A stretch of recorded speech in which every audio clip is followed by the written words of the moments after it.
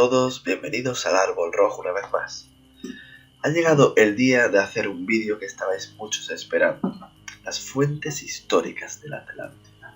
Sé que algunos, como digo, lo estabais esperando como agua de mayo, porque es un vídeo en el que voy a dar una información que va a servir para hacer que calléis muchas bocas cuando alguien os asegure que la historia de la Atlántida solo fue un mito inventado por Platón. Bien. Vamos a empezar por las fuentes islámicas, que aunque son más tardías que otras de las que voy a mencionar, son muy importantes porque siguen una tradición muy distinta a la de Platón. Debemos empezar recordando o informando que Al-Ándalus, Andalus significa Atlas, significaba Atlas para los antiguos árabes. O adelante. El nombre Yazira al-Ándalus significa literalmente la isla de Atlas, isla o península. Recordemos que en esa época y en este idioma era la misma palabra, tanto para uno como para otro, península e isla, al igual que para el griego, tengo que decirlo para nesos. Y esto pues podemos verlo, comprobarlo, que no es una cosa que estoy inventándome, en el boletín de la Real Academia de la Historia. Bien. La primera fuente que quiero mencionar es Abd al-Abbas Ahmad ibn Muhammad ibn Idari. Es un historiador del siglo XIII y principios del siglo XIV que es apreciado por usar muchas fuentes antiguas, fuentes árabes, que tienen una tradición diferente a la griega y que no se encuentra en ninguna parte. O sea, sus escritos pues dan una cantidad de información que no aparece por otro lado, porque usa fuentes que ya se han perdido, incluidos extractos de obras antiguas que se han perdido. Nos cuenta Ibn Idari que los antiguos habitantes que ocuparon Iberia, que llegaron a Iberia, se llamaban los ándalos o atlantes, y les dieron el nombre, fueron los que le dieron el nombre a esta tierra, a la tierra del Andalus, que llegaron tras el diluvio y que eran unos adoradores del fuego y que eran magos, entendiéndose magos como hombres sabios. Esto viene, como digo, en Ibn Idari en Historias de Al-Ándalus, en su obra Historias de Al-Ándalus. Siguiente fuente islámica, Ahmad ibn Muhammad al-Razi, conocido como al-Razi, que vivió entre el 887 y el 955, que murió. Fue un historiador andalusí que nos dice que los atlantes llegaron a la península ibérica mucho antes que los fenicios y después del gran diluvio, y que eran adoradores del fuego igualmente. Ya en el vídeo de la cronología de la Atlántida, pues mencionamos a qué diluvio se refiere al-Razi. Bien, la tercera fuente islámica de las que quiero mencionar es Abu Jafar Mohammed ibn Jair al-Tabari. Este es uno de los autores más importantes, uno de los historiadores más importantes que han existido, sobre todo por las fuentes que pudo usar. Estamos hablando de una persona que vivió entre el año 839 y el año 923, o sea, siglo IX, y nos menciona que en Al-Ándalus existía una ciudad que tenía muros, estaba rodeada de muros de latón dorado, lo cual pues coincidente en parte con la mención de Platón sobre la Atlántida, con la descripción de los muros de Oricalco. La importancia de Al-Tabari pues viene sobre todo por la cantidad de fuentes que pudo usar, a la que pudo tener acceso, porque él pasó buena parte de su vida en la biblioteca de Bagdad, la Casa de la Sabiduría, que es la biblioteca más importante de la antigüedad después de la biblioteca de la antigua biblioteca de Alejandría. Por lo tanto, la cantidad de fuentes islámicas que utiliza Al-Tabari pues abrumadora. O sea, cuando se coge sus libros, yo he leído uno de ellos, he leído uno, como mencioné en el vídeo de la cronología de la Atlántida, pues realmente es impresionante la cantidad de citas que nos da este autor. Bien, continuemos. Ahora pasemos a las fuentes clásicas, digamos, occidentales. Artemidoro de Efeso. Artemidoro de Efeso es un historiador y geógrafo que menciona la Atlántida, pero no como muchos han mencionado en su célebre fragmento que se discute si es auténtico o una falsificación del siglo XIX. No hay. Sino donde está mencionado, digamos, esta referencia es en el Stefano Byzantius de Tomás de Pinedo, del año 1678. El Temedo de Efeso es muy antiguo, simplemente que está citado, digamos, en este libro, como digo, en la página 428. En esta referencia sitúa la Atlántida después del Atlas entre Lixo, ciudad de Libia, que es la actual Laracha, en Marruecos, y Cádiz, o sea, entre Larache y Cádiz después del Atlas. Da una localización bastante precisa. También tenemos al logógrafo Dionisio de Mitilene, historiador griego que por una tradición diferente a Platón nos narra la historia que después dio origen a muchas leyendas y mitos de la existencia de la civilización de los atlantes viviendo junto a las costas del Atlántico, que inventaron el arte de la navegación, la astronomía y las primeras ciudades, y que éstas tenían la peculiaridad, atención a este dato, de que eran construidas de modo circular casi perfecto. O sea, coincide con la descripción de Platón, nos dice que hacían ciudades, lo cual nos llama la atención también la ciudad de Marroquíes Bajos en Jaén, no lo olvidemos. Decían que era eso, como si se hubiese hecho con un compás, lo cual pues nos indica claramente una ciudad circular, exactamente como nos indica Platón. Más referencias. Plinio el Viejo. Plinio el Viejo, que vivió en el año 23 al 79 de nuestra era, en el siglo I, fue un científico y naturalista romano muy conocido, que menciona la isla de la Atlántida frente al monte Atlante. Otra fuente, y esta que os voy a dar es súper importante, Crantor de Sicilia, que vivió en el siglo IV antes de Cristo y murió en el 275 antes de o sea, del siglo IV y siglo III. Fue un filósofo griego que fue considerado por los pensadores antiguos como una persona muy honesta, muy de fiar. Al menos eso es lo que nos indican las fuentes. Bien, Crantor nos confirma la historia de Platón a través de las fuentes epigráficas egipcias de las estelas que él mismo vio en Egipto. O sea, Crantor viajó a Egipto después de Platón y vio las mismas estelas que había visto Platón. Y nos cuenta que la historia que nos cuenta Platón es auténtica. O sea, este hombre fue y comprobó las fuentes que Platón decía que Solón había visto. Por lo tanto, como digo, esta es una de las fuentes más importantes. Otra de las fuentes más importantes es la de Plutarco de Creusa, quien consultando también archivos egipcios, o sea que también viajó a Egipto, pues nos confirma que la historia de la Atlántida ciertamente había sido narrada a Solón por unos sacerdotes egipcios, tal como nos dice Platón, y que además nos da unos datos que estos sacerdotes eran los más eminentes pensadores de su tiempo y obviamente de ese pueblo que era Egipto, y nos da sus nombres, cosa que Platón no hace. Platón nos menciona que unos sacerdotes egipcios habían hablado en la ciudad de Sais con Solón, pero no nos da su nombre. Sin embargo, Plutarco sí nos da Sargis de Sais y Xenofis de Heliópolis. Es, por lo tanto, también una referencia muy importante. ¿Qué más tenemos? Pues tenemos también a Diodoro de Siculo, que vivió entre el año 90 antes de nuestra era y el año 30, también antes de nuestra era. Menciona que en sus escritos que los atlantes vivieron junto al océano. Y podríamos mencionar pues también al escritor y naturalista y militar Claudio Eliano, que vivió entre el siglo II y el III de nuestra era, el 175 y el 235 para ser exacto.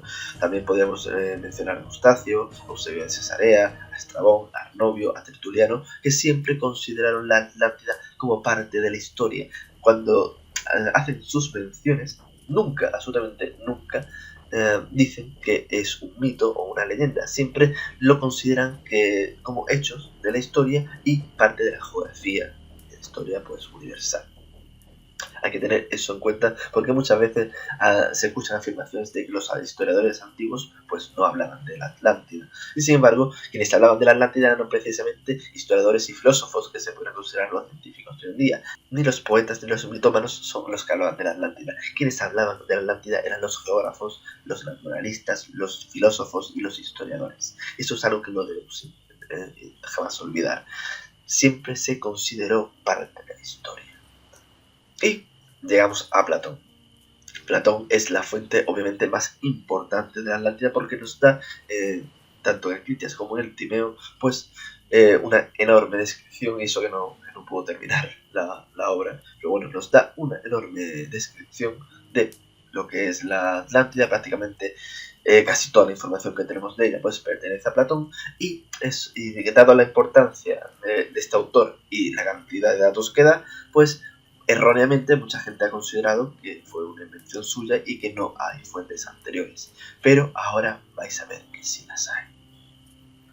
Empezando por Teopompo de Quíos. Teopompo de Quíos fue un historiador contemporáneo a Platón, muy ágil, una persona que viajó muchísimo y que no parece que conociese ni el Timeo ni el Critias, cosa que tampoco es de extrañar porque estos libros se mantuvieron en la Academia Platón hasta unos cuantos años después. Lo que sí sabemos es que Teopompo era un gran detractor de Platón. De hecho, le llegó a escribir una obra en contra de sus ideas filosóficas. O sea, era una persona que para nada podía considerarse afín a Platón. En su libro, Historia del Reino de Filipo, pues concretamente en el libro octavo, nos habla de una antigua civilización del Atlántico que conquistó distintos países o naciones de Europa y también entró y conquistó parte del Mediterráneo. Nos dice que sus habitantes eran muy altos y que tenían dos ciudades principales. Una que llaman la ciudad de los piadosos y otra que era la ciudad de los guerreros. Tiene evidentes diferencias con el relato de Platón, pero es otra evidencia de una existencia de una gran civilización en el Atlántico que era de carácter belicoso y que invadió las tierras del Mediterráneo. Y además, Teopompo nos da información que también estuvieron en distintas naciones de la zona del Atlántico, lo cual pues bastante, digamos, importante esta noticia porque no aparecen otras fuentes, y que en Europa pues fueron hacia el norte y fueron detenidos o llegaron hasta el país de los hiperbóreos. Pero no es que los hiperbóreos los venciesen, sino que esta civilización pues admiró la forma en la que vivían. Decían que eran los hombres más felices de la tierra y por ello los dejaron en paz. Más fuentes. Y ahora ya vamos a fuentes que son anteriores a Platón. Eutímedes de Marsella, que vivió entre el año 480 al 406 a.C. Pues bien, citando una obra que no nos ha llegado de Heródoto, habla sobre los mares, conocido por los griegos, por los helenos, y el mar que está fuera de las estelas de Hércules, de las columnas de Hércules, al que llaman de Atlántida. Eutímedes, en la página 408. Se ha traducido erróneamente como mar Atlántico, pero es un fallo de traducción que corrigió Giorgio de Montejano. La forma en griego es claramente femenina, es decir, mar de la Atlántida. Bien, también Heródoto, que mucha gente dice que Heródoto no menciona, pues sí, Heródoto, aparte de esta mención de Eutímedes de Marsella, pues nos describe el monte Atlas y a los habitantes como atlantes que vivían junto a este. Por lo tanto, también tenemos una mención o dos, contando la de Eutímedes de Heródoto. Epicarmo de Siracusa, otra fuente más, que vivió entre el 550 al 460 antes de nuestra era. Era un filósofo y tenemos un pequeño trozo de papiro de Oxirrinco, el P de Oxirrinco 2497.7, que pertenece a una de sus obras, en la cual se menciona que en esa obra había hablado de la guerra atlántica, o sea, la guerra entre los atlantes y los griegos. Otras menciones a la Atlántida anteriores a Platón, pues la tenemos, o a la guerra atlántica, las tenemos, por ejemplo, en Marcelo, que es un historiador muy poco conocido, etíope, del siglo VI a.C., que también sigue una tradición obviamente ajena. narró, pues como una historia verdadera, pues la existencia de varias islas en el Atlántico y que la mayor de ellas estaba consagrada a Poseidón, o sea, el mismo dato que nos da Platón o que nos da Solón, y que era habitada por los atlantes. También existe un texto que podría considerarse apócrifo de un autor fenicio llamado Sanjuniazón. O sea, este autor, pues que sería del siglo VII antes de nuestra era, pues también es una última mención que quería comentar. Y por supuesto, el papiro de Pehuencat, al que le dediqué el primer vídeo de esta saga. Papiro egipcio súper antiguo, muchísimo más antiguo que Platón, en el cual pues nos relata, como una fuente egipcia que es, pues la isla, digamos, de Chu, que nos da la misma descripción que la Atlántida y destruida de la misma modo. Por lo tanto, es una de las pruebas más importantes, una de las fuentes principales del papiro de Pehuencat, porque es una prueba incontestable de que para al menos los egipcios la historia era cierta y es muy anterior a Platón. Otras posibles referencias, digamos, egipcias, de fuentes egipcias, pues realmente hay muchas. Quizá habría que dedicarle un programa exclusivamente a las fuentes egipcias porque hay montones, o sea, referencias a la isla de Chu, que sería lo mismo que la isla de Atlas, porque es el dios equivalente en tanto la cultura egipcia como la cultura griega, pues hay montones, o sea, hay montones de referencias a la isla de Chu, a la isla de los dioses genios, la isla bañada en el mar de aguas frías, de aguas azul verdosas, o sea, que cuya extensión no conocía ni siquiera Osiris. Pues existen la verdad que muchas menciones en papiros y sarcófagos y documentos egipcios. Pues bien, hasta aquí, digamos, serían las fuentes principales, no quiero alargar más el vídeo, que nos hablan de la Atlántida tanto antes como después de Platón. Otras posibles menciones pues, serían las referencias a Atal, descubiertas por Giorgio de Montejano en escritura lineal pretartésica en la península ibérica y que han sido publicados en diferentes ocasiones. Y nada más, quiero dejarlo aquí, sin olvidar recordar que toda esta información pues la tenemos gracias a la indudable labor de investigación tenaz, fantástica y maravillosa de Georgios, porque todo esto no lo tendríamos sin él. O sea, su labor ha sido totalmente encomiable, totalmente fantástica y que no debemos olvidarlo. Pues nada más. Pero no creáis que hemos terminado con el tema de las fuentes, porque también existen mapas. Pero eso ya lo dejaremos para otro vídeo. Los mapas antiguos que aparecen en la Atlántida. Bueno, pero como digo, eso será en otra ocasión. Nos vemos en la próxima. Chao.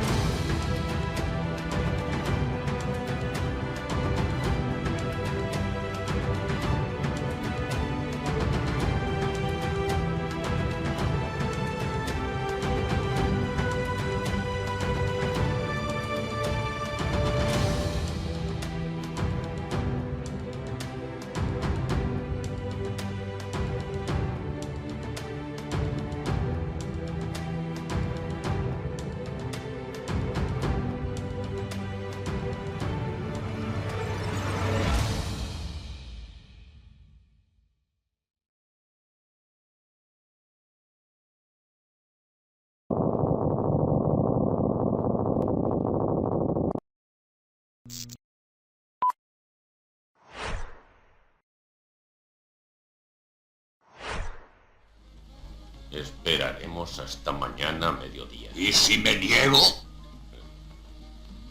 ¿Y si se niega? ¿Qué hacemos? ¿Qué vamos a hacer?